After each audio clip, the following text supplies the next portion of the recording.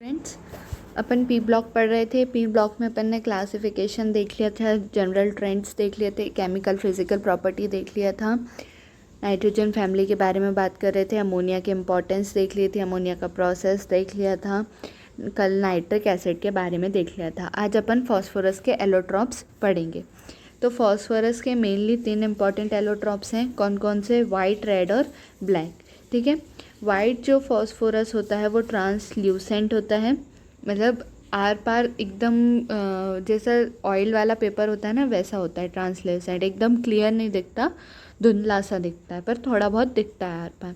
White होता है और वैक्सी सॉलिड होता है। ठीक है।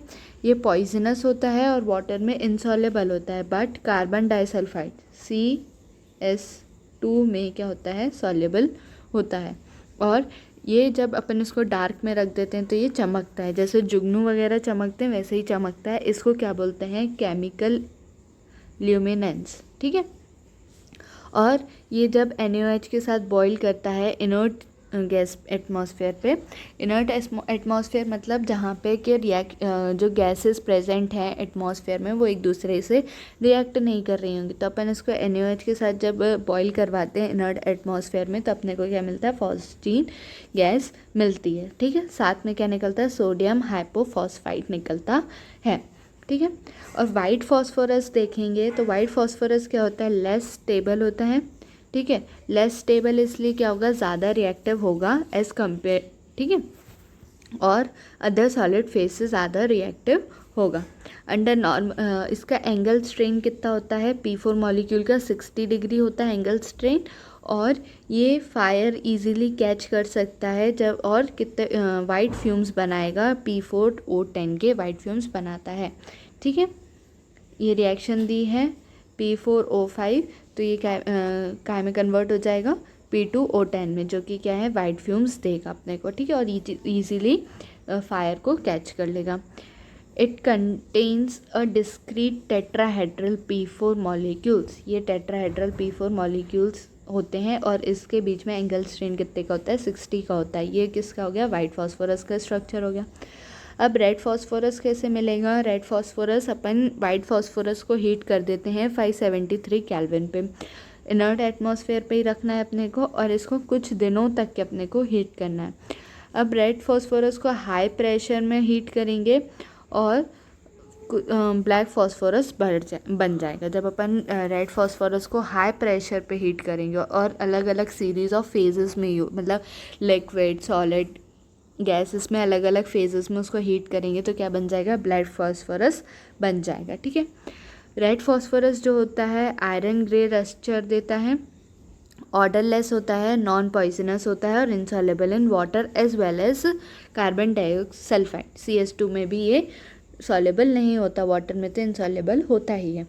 रेड फॉस्फोरस क्या होता है? लेस रिएक्टिव होता है as compare to white phosphorus, क्योंकि वाइट फॉस्फोरस के पास एंगल स्ट्रेन ज़्यादा था और वो ज़्यादा अनस्टेबल था। ठीक है। और ये डार्क में ग्लो नहीं करता, तो इसके पास केमिकल ल्यूमिनेंस नहीं होता है। ठीक है। Polymetric consistence of P block tetrahedral में देखो, रेड फॉस्फोरस में नॉर्मली इतना ही क्या हो गया? वाइट फॉस्फोरस हो गया। रेड फॉस्फोरस में बाकी के ये लिंक कर लिया इनने। ठीक है। टेट्राहेड्रल लिंक्ड हो गई। फिर ब्लैक फॉस्फोरस के बारे में देखते हैं। तो ब्लैक फॉस्फोरस भी 2 टाइप के होते हैं, अल्फ़ा ब्लैक फॉस्फोरस और बीटा ब्लैक फॉस्फोरस। ठीक है। अल्फ़ा ब्लैक फॉस्फोरस कैसे बनता है? जब अपन रेड फॉस्फोरस को हीट करते हैं 803 केल्विन में, जहाँ पे सील्ड ट्यूब के अंदर एक ट्यूब लेंगे जो कि क्या होगा? बंद होगा दोनों तरफ से, जहाँ से कोई एयर वगैरह कुछ भी नहीं जा सकती, वैक्यूम टाइप का लेंगे और उसमें हीट करेंगे। ठीक है। फिर उसके बाद सब्लिमेट हो सकता है एयर में, और ओपेक, मोनोक्लिनिक और रोम्बोहेड्रल स्ट्रक्चर हो सकता है। मतलब ये जो होते हैं क्रिस्टल फॉर्म में बनाते हैं, ये सॉलिड स्टेट में अपन पढ़ेंगे कि ये मोनोक्लिनिक और रोम्बोहेड्रल स्ट्रक्चर्स क्रिस्टलाइंस कैसे बनते हैं, तो ये क्रिस्टल फॉर्म में होते हैं। ठीक है। और ये एयर को ऑक्सीडाइज नहीं करते।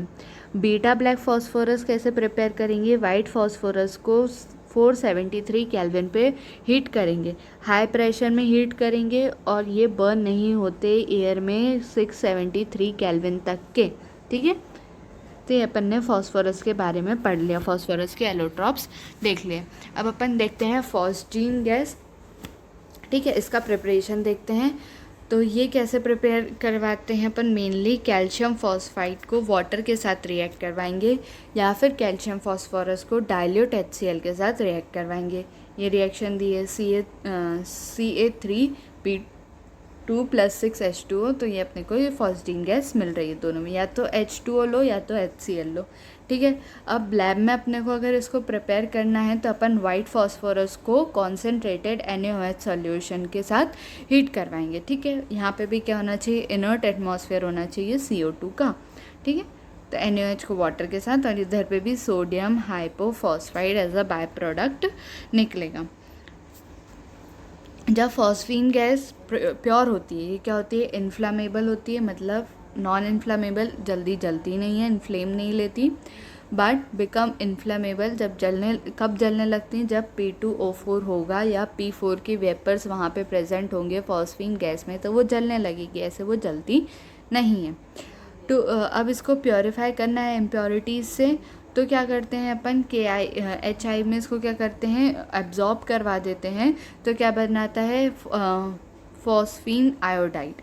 ठीक है, PH4I बनाता है, जिसको अपन KOH के साथ ट्रीट करते हैं तो अपने को क्या मिल जाती है, फॉस्फीन गैस मिल जाती है। ठीक है, अब देखते हैं अपन प्रॉपर्टीज़ फॉस्फीन गैस की। ये क्या होता है, कलरलेस गैस होता है, और रॉटन फिश मतलब सड़ी हुई मछली की तरह उसकी बास आती है, और ये हाईली क्या होता है, पॉइजनस होता है।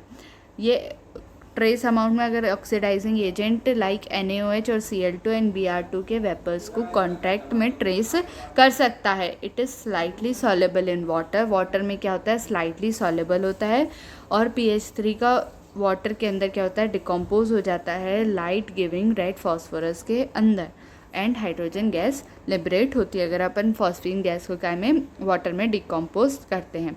अब इसी को कॉपर सल्फेट या मर्क्यूरिक क्लोराइड पे एब्जॉर्ब रखवाएंगे, तो ये क्या हो जाता है, फॉस्फाइड बना देता है। वाटर के साथ डिकम्पोज कर रहे हैं तो अपने को क्या बन रहा है, रेड फॉस्फोरस और H2, और वहीं अपन कॉपर सल्फाइड और मर्क्यूरिक क्लोराइड के साथ अपन उसको वो करवा रहे हैं, एब्जॉर्ब करवा रहे हैं, तो अपने को क्या मिल रहा है, फॉस्फाइड मिल रहा है। ये दोनों रिएक्शन आपको दी है। फॉस्फीन क्या होता है, वीकली बेसिक होता है, अमोनिया के जैसा होता है, और फॉस्फीनियम कंपाउंड्स देता है जब अपन एसिड के साथ इसको रिएक्ट करते हैं। अब इसके यूसेस देखते हैं अपन, क्या क्या यूजेस हैं। इसका स्पॉन्टेनियस कंबशन कर सकते हैं, फॉस्फीन का होमलेस प्रोसेस में, सिग्नल्स में अपन इसको यूज़ करते हैं। ठीक है, कैल्शियम कार्बाइड या कैल्शियम फॉस्फाइड है, तो ये प्रेसाइज फॉर्म में होता है through in the seas when the gases evolve burns and serve as a signal. अब ये जब इनको इसको डालते हैं तो ये गैसेस जब इवॉल्व होती हैं तो ये एज अ सिग्नल की तरह परफॉर्म करती हैं। ठीक है, सीज में जो अपन समुद्र वगैरह में जाते हैं वहाँ पे सिग्नल्स वगैरह की ज़रूरत पड़ती है, तो इसको अपन जब बर्न करते हैं तो ये अपने को एज अ सिग्नल परफॉर्म करती है। इसको अपन स्मोक स्क्रीन की तरह भी यूज़ करते हैं।